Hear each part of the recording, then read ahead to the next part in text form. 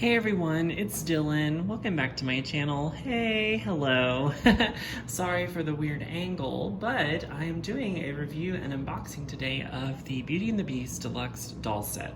This is an amazing set that was released back in 2016, but recently the Disney Store decided to re-release it, I believe, for the holidays. So this is available at disneystore.com and it retails about $100. And of course, if you watch out for some holiday sales, you're gonna be able to get some discounts on it. But we're gonna be doing an unboxing review of this magnificent set. Beauty and the Beast is my favorite Disney film, so of course I had to look at this.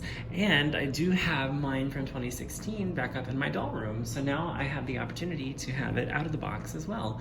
So it's just a crazy circle, right? So this set includes so many beautiful things, and honestly the packaging is gorgeous, so if you always just want to keep it in the box, you honestly could. So what is included, we have Belle and Beast ballroom outfits, the Enchanted Rose, the magic mirror, of course the dolls of Belle, Beast, and Gaston. That Gaston doll's a little controversial, so we'll have to talk about him whenever we get him out of the box. That is an old Disney Store classic doll. And what is also included is some enchanted objects such as Cogsworth Lumiere, Mrs. Potts chip, a basket for Belle, a storybook, and then we have Belle's village dress and a plush Phillippe. So really, you have the whole story, basically. I mean, give or take a few characters, you know, Feather Duster, whatnot, LeFou, Maurice. Honestly, you have the whole story. So this is very exciting. So let's begin to debox. There's a lot of pieces here. So I think we're gonna do one big unboxing and then we're gonna take a look at each thing as we come to it. So, and of course, Belle has two different dresses, and then Beast has an additional outfit, which I've never ever deboxed this version of Beast, so I don't know how you get that on him, but I guess there's a way. So without further ado, let's begin.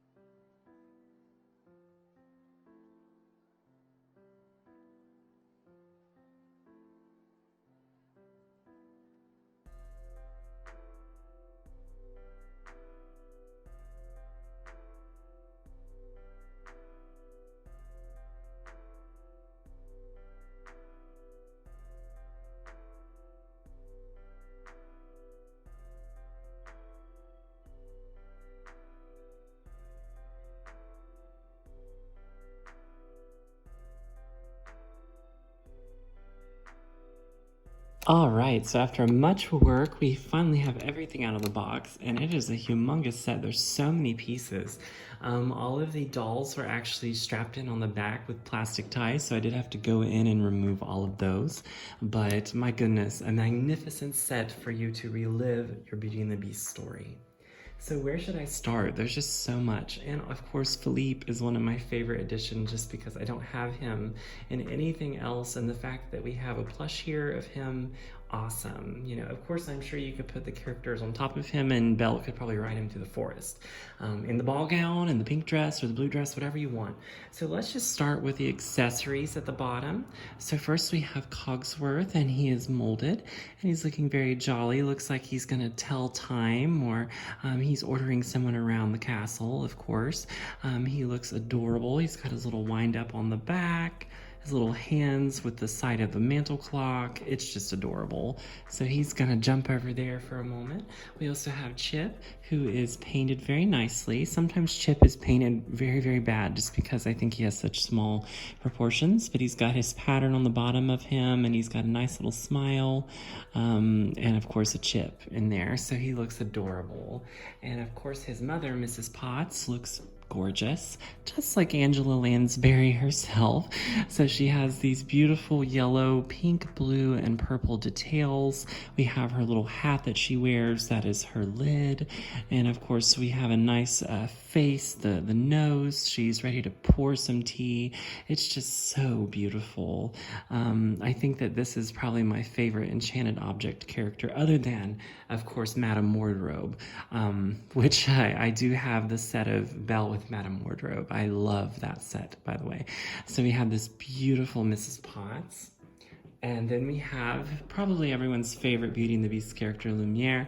In his candlestick form, he has these beautiful gold embellishments.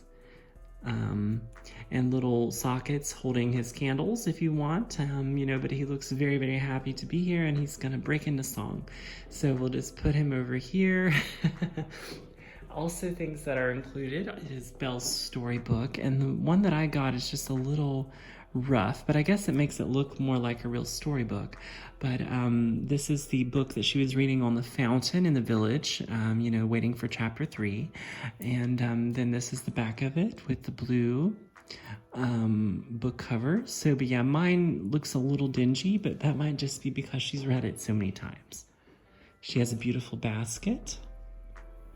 Of course, that goes with the blue dress.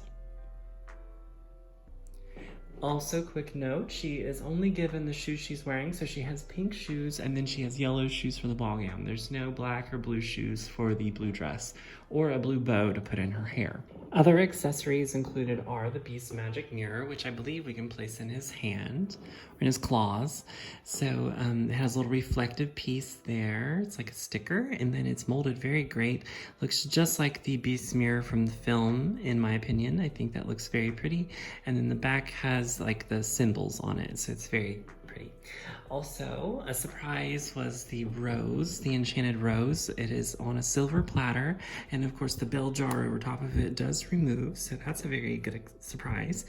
So there are some petals sitting at the bottom, and then there's a glittery rose there, meaning that it is enchanted, you know, and it has beautiful green leaves. So we will just place this over top, and it looks very, very lovely. So it's a very nice accessory to add, especially for you to reenact the story. So Belle does include her ball gown, and the gloves here are tacked on, so we will need to remove those momentarily. But it looks very much like the current Belle dress. Maybe this was, well, since this was released several years ago, maybe this was based on that current Belle dress. I don't see anything crazy different about it. I do think that the ruching is very pretty. The ribbon on the front, there is some elastic kind of pieces in there.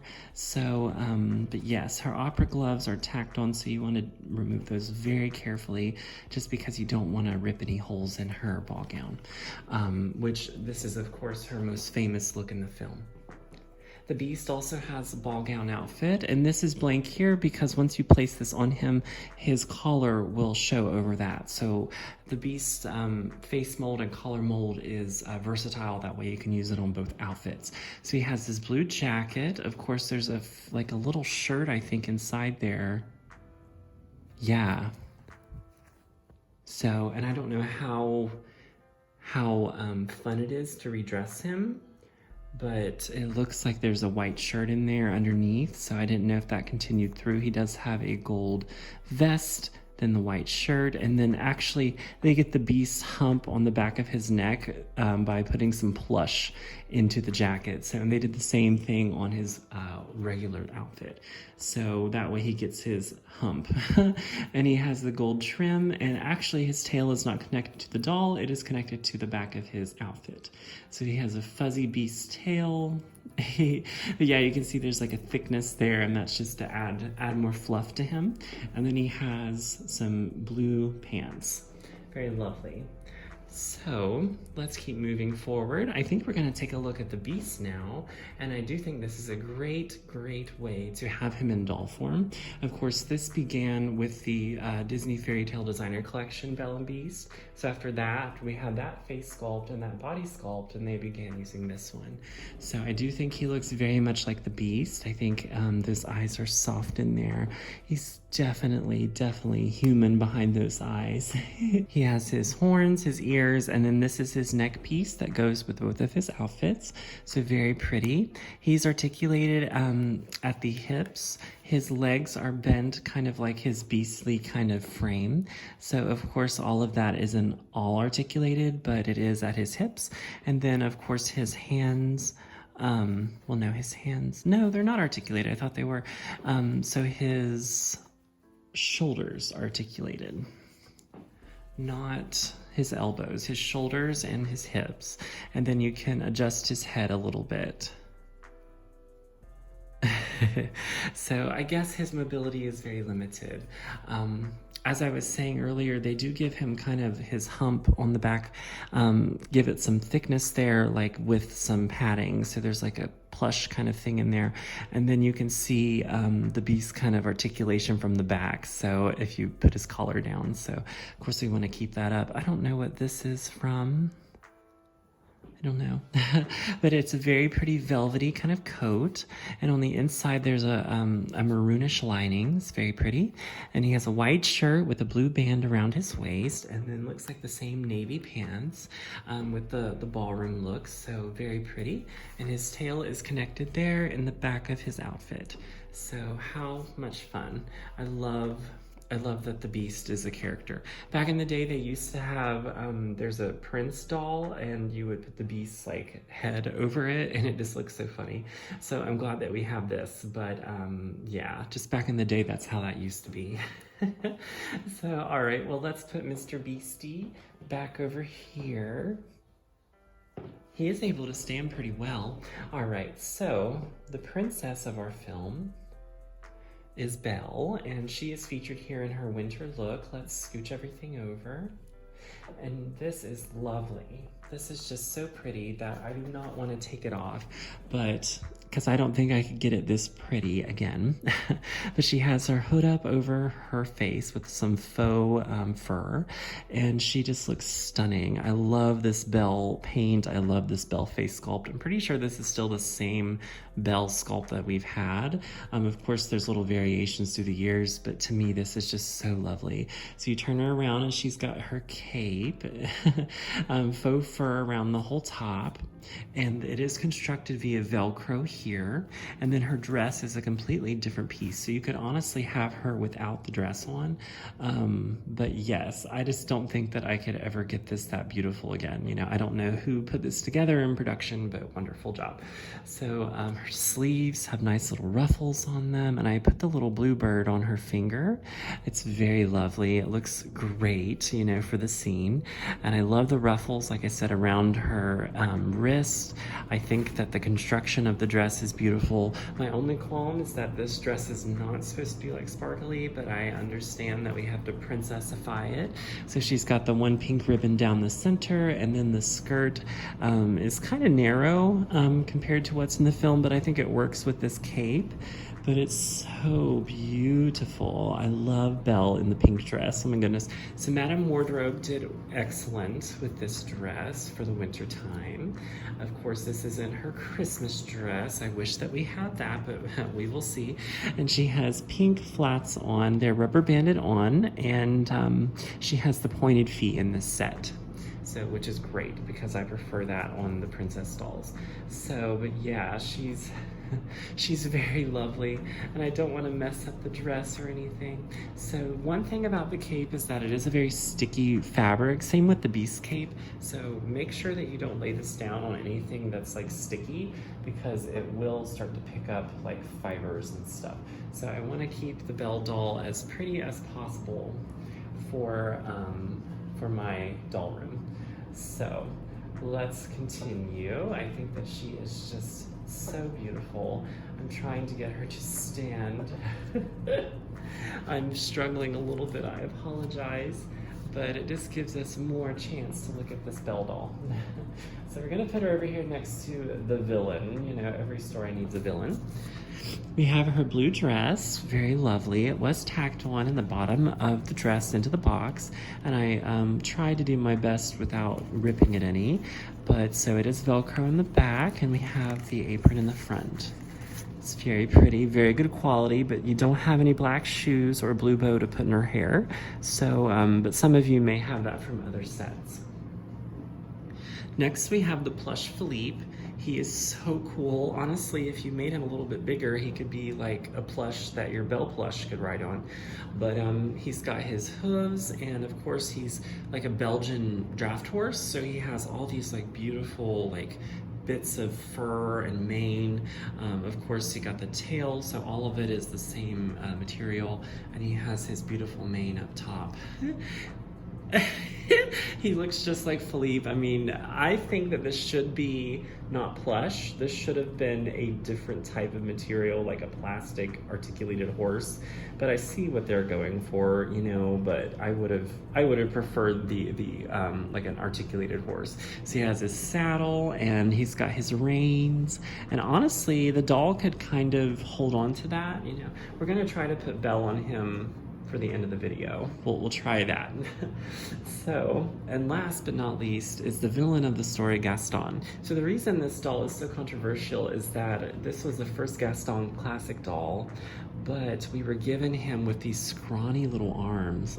You know, honestly, this would be amazing if we could get the Midnight Masquerade Gaston body and then put that on him. I mean, this would work wonderful. Then all three characters would match. But he just looks so scrawny next to Belle. I mean, his arms are like Belle size, so it's just not accurate. So, but that's the only qualm with this doll. Also, he's only articulated at the shoulder and at the elbows, so it's very like zombie arms. But yes, so it's good enough for what it is, but right, we want him to be a little bit more muscular. So he does have a nice chin and nice sculpt with his face. He's got blue eyes, the black hair, the black eyebrows, they're kind of menacing. He's got a little bit of a shadow on his neck. This is what the back of his hair looks like molded. And his clothes are removable, so his jacket is Velcro down the back, and then his leggings are, and yes, leggings are up around his waist. And there's one brown band that goes around his waist. He also has removable boots. So yeah, I just think we've evolved since this Gaston, and now that we know the Midnight Masquerade Gaston exists, this just, yeah, this is underwhelming. But he's still after Belle, so. All right, so the last thing we're gonna do is try to get Belle on Phillippe. So this is gonna be a little difficult, but we're gonna try our best.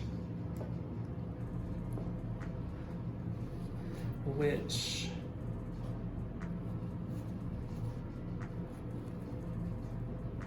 you can do it like that, or she's gonna have to, I don't think this dress was made for horseback riding. So, but you can kind of work it out to where she can sit on him like that. I do think that that would work better with the blue dress on, or heck, you could ride Phillippe in the ball gown. Of course, that happened in the live action movie, so why not? All right, so everybody, I believe that is all the details here of the Beauty and the Beast set. I'm so thrilled to own this. I am going to try and put some of the other outfits on other Belle dolls that I have, because I have so many, but I think that's gonna be fun. So anyways, so let me know what you think, and of course stay tuned for more videos in my channel soon. But this is a big one. I'm very excited for this, so I hope you all enjoy. Thank you. Bye-bye.